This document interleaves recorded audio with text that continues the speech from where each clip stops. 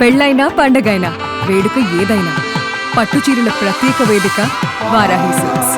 Sun Risers Hyderabad యాజమాన్యానికి చెందిన Sunrisers Leeds franchise Pakistan spinner Abrar అహ్మద్ను కొనుగోలు చేయటం ఇప్పుడు సోషల్ మీడియాలో పెద్ద దుమారం రేగుతోంది.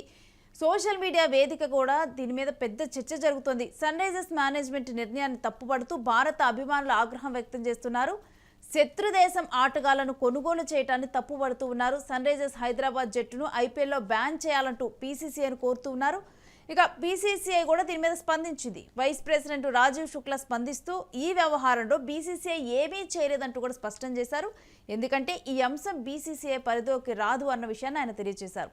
ఇతర దేశాల లీగుల్లో ఫ్రాంచైజీ నిర్ణయాల విషయంలో బోర్డు ఏమీ చేయలేదు, అది వాళ్ళ ఇష్టం అంటూ కూడా దీంట్లో కూడా బీసీసీఐకి ఎటువంటి రైట్స్ ఉండో కలగజేసుకోవడానికి అంటూ కూడా దీంట్లో పేర్కొనటం జరిగింది.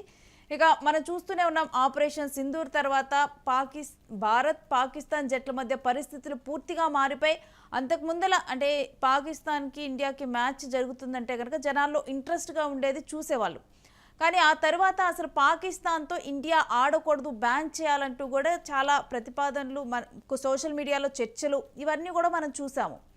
ఇక ఈ క్రమంలో పాకిస్తాన్కి సంబంధించినటువంటి ప్లేయర్ని కొనుగోలు చేయడం, రీసెంట్గా కూడా వరల్డ్ కప్ వచ్చిన తర్వాత కూడా ఒక పాకిస్తాన్ ప్లేయర్, ఒక పాకిస్తాన్కి సంబంధించినటువంటి క్రికెట్ జట్టుకు సంబంధించినటువంటి వ్యక్తి మాట్లాడినటువంటి మాటలను కూడా చూసాము. సో ఈ క్రమంలో కూడా ఇప్పుడు దీని మీద సోషల్ మీడియాలో పెద్ద చర్చ జరుగుతోంది. మరి దీంట్లో సన్ రైజర్స్ తీసుకున్నటువంటి నిర్ణయం కరెక్టా కాదా, మీరేమనుకుంటారు అనేది చెప్పండి. దీనికి సంబంధించి డీటెయిల్స్ ఏంటనేది కూడా మా స్పోర్ట్స్ అనలిస్ట్ వెంకట్ నగర్ తెలుసుకుందాం. వెంకట్, అంటే దీంట్లో మనం ఏ విధంగా చూడాలి? సోషల్ మీడియాలో కూడా పాకిస్తాన్కి సంబంధించినటువంటి ప్లేయర్ని తీసుకోవడం కూడా తప్పు పడుతూ ఉన్నారు. ఈ అంశాన్ని ఏ విధంగా చూడాలంటారు? అంటే ఇప్పుడు సోషల్ మీడియా వచ్చిన తర్వాత ప్రతి ఒక్కటి కూడా అత్యంత సెన్సిటివ్ గా మారిపోయినటువంటి పరిస్థితి మనం చూస్తున్నాం. అంటే చిన్న చిన్న విషయాలను కూడా ఆ గతంలో భూతద్దంలో పెట్టి చూశారు అనేది, అంటే కోడిగుడ్డు మీద వెంట్రుకలు బిగుతున్నారనే సామెతలు ఇటువంటివి ఉండేవి కదా. అలాగే ఇప్పుడు సోషల్ మీడియా వచ్చిన తర్వాత కూడా ప్రతి విషయాన్ని ఇలా అంటే ఈ దేశభక్తి కోణంలోనో లేదంటే ప్రతి ఒక్కటి కూడా ఇప్పుడు కావ్యం మారిన ఇప్పుడు పాకిస్తాన్ క్రికెట్ కి సంబంధించినటువంటి విషయంలో అతన్ని కొనుగోలు చేసినప్పుడు దేశద్రోహం అనే మాట ఎలా మాట్లాడతారు అంటే, ఆమె ఏమైనా సరిహద్దుల్లో ఉగ్రవాదులకు అనుకూలంగా వ్యవహరించిందా, లేదంటే పాకిస్తాన్ ప్రభుత్వానికి ఏమైనా స్పై లాగా ఉండే సమాచారాన్ని ఇచ్చిందా, లేదంటే ఏమనంటే భారత సైనికులను ఏమైనా ఇబ్బంది పెట్టిందా? ఏం చేయలేదు కదా. మరి క్రికెట్ ని క్రికెట్ గా చూసినప్పుడు అలాగే చూడాలి.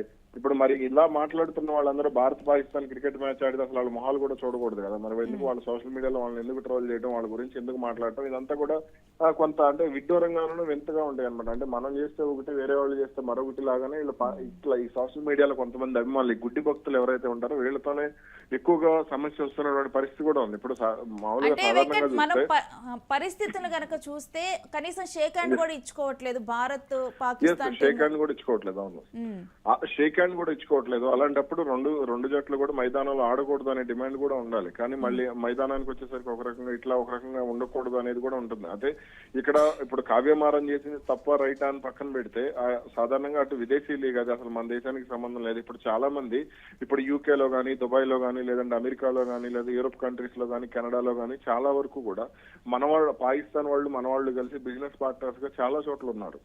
ఇవన్నీ కూడా అంటే దేశం ఒకటి, వ్యాపారం ఒకటి అనుకుని చూస్తే, ఆ క్రీడలు ఒకటి అనుకున్నప్పుడు చూస్తే దానికి సంబంధించి ఎటువంటి ప్రాబ్లం ఉండదు.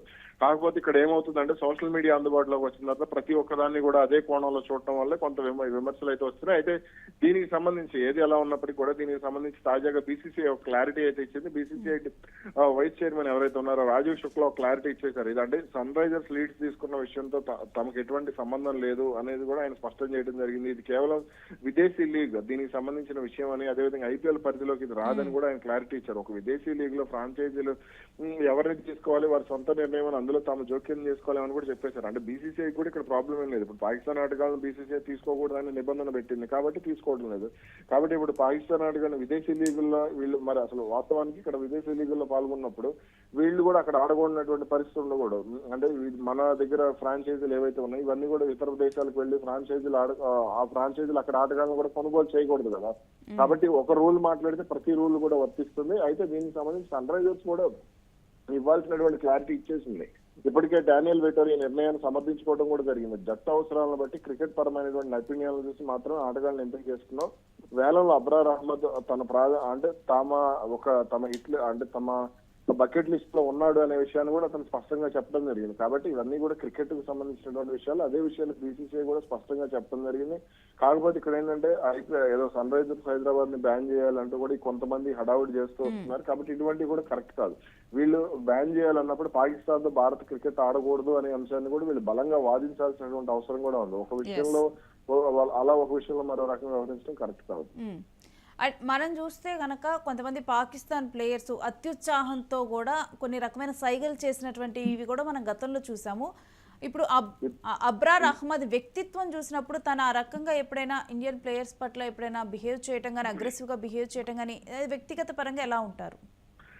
Yes, last year champions trophy, మీరు మంచి ప్రశ్న అడిగారు. లాస్ట్ ఇయర్ ఛాంపియన్స్ ట్రోఫీకి సంబంధించి శుభ్మన్ గిల్ విషయంలో అతను కొంత అంటే అగ్రెసివ్ గా, అంటే గెలిచిన తర్వాత సెలబ్రేట్ అంటే డగౌట్ కి వెళ్ళిపోవాలనే విధంగా కొంత అగ్రెసివ్ గా బిహేవ్ చేశాడు అనే దానికి సంబంధించి కొంత విమర్శలు అయితే అప్పుడు సోషల్ మీడియాలో వచ్చినాయి. అతను పెద్ద ఎత్తున ట్రోల్ కూడా చేసినటువంటి పరిస్థితి ఉంది. అయితే అతను ఎక్కడా కూడా భారత్ కి సంబంధించి ఎక్కడ కూడా విమర్శలు చేసినటువంటి పరిస్థితి అయితే ఇప్పటి వరకు లేదని చెప్పాలి. ఏది ఎలా ఉన్నప్పటికీ కూడా ఈ నిర్ణయం కరెక్టా తప్ప అంటే ఒక రకంగా అంటే పరిస్థితులు ఎలా ఉన్నప్పుడు కావ్యమారని కూడా కొనుగోలు చేయకుండా ఉండటమే మంచిది అనే ఒపీనియన్ కూడా ఒక రకంగా ఉంది.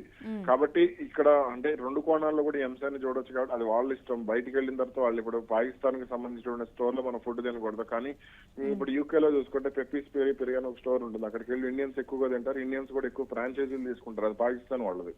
కాబట్టి ఇవన్నీ కూడా మన అక్కడ పాకిస్తాన్ స్టోర్స్ లో కూడా పనిచేసేటువంటి ఇండియన్స్ చాలా మంది ఉన్నారు. కాబట్టి ఇవన్నీ కూడా కొంత అంటే ఇటువంటి సిచ్యువేషన్ లో కావ్యమారని కూడా నిర్ణయం తీసుకోకూడదు. ఒకవేళ తీసుకున్నప్పటికీ కూడా దానివల్ల భారత్ కు వచ్చేటువంటి నష్టం ఏమీ లేదు అనే విషయాన్ని అయితే గుర్తుపెట్టుకుంటే మంచిదనే అభిప్రాయాలు అయితే వినపడుతున్నాయి. Right, stay with us Venkat. మీ దగ్గర నుంచి మరిన్ని అప్డేట్స్ తీసుకుంటాం. ఇక పాకిస్తాన్ స్పిన్నర్ అబ్రార్ అహ్మద్ను కొనుగోలు చేయటం మీద సన్ రైజర్స్ మీద అయితే ఇప్పుడైతే తీవ్రంగా కూడా దుమారం చెలరేగుతుంది సోషల్ మీడియాలో. దీంట్లో కూడా కొనుగోలు చేసినటువంటి వారిని కూడా తిడుతూ ఉన్నటువంటివి కూడా మనం చూస్తున్నాం. కాకపోతే ఈ ఐపీఎల్ అనేది కూడా డెఫినెట్గా కూడా ఒక ఎంటర్టైన్మెంట్ పర్పస్లానే చూడాలి తప్పితే ఎంటర్టైనింగ్గానే చూడాలి. మనసుకు తీసేసుకొని ఇది పూర్తిగా కూడా దేశద్రోహంలాగా చూడటం మాత్రం కరెక్ట్ కాదు. కొంతమంది కావాలని చెప్పి ఈ రకంగా కూడా చూస్తూ ఉన్నారు. వాళ్ళ బకెట్ లిస్ట్లో ముందుగానే అతని పేరు కూడా అనుకోవటం జరిగిందని కూడా మనకి తెలుస్తూ ఉంది. సో అందుకని చెప్పి కూడా ఇప్పుడు అబ్రార్ అహ్మద్ను కొనుగోలు చేయడంలో అంటే ప్రస్తుతం ఉన్న పరిస్థితుల్లో ఇది కొంత ఇప్పుడు డిబేట్కి కారణమైందని చూడొచ్చు. కానీ కాకపోతే అబ్రార్ అహ్మద్ను కొనుగోలు చేయడం అయితే తప్పు కాదనే విషయాన్ని ఇప్పుడు అనలిస్టులు కూడా చెప్తున్నటువంటి నేపథ్యం చూస్తున్నాం.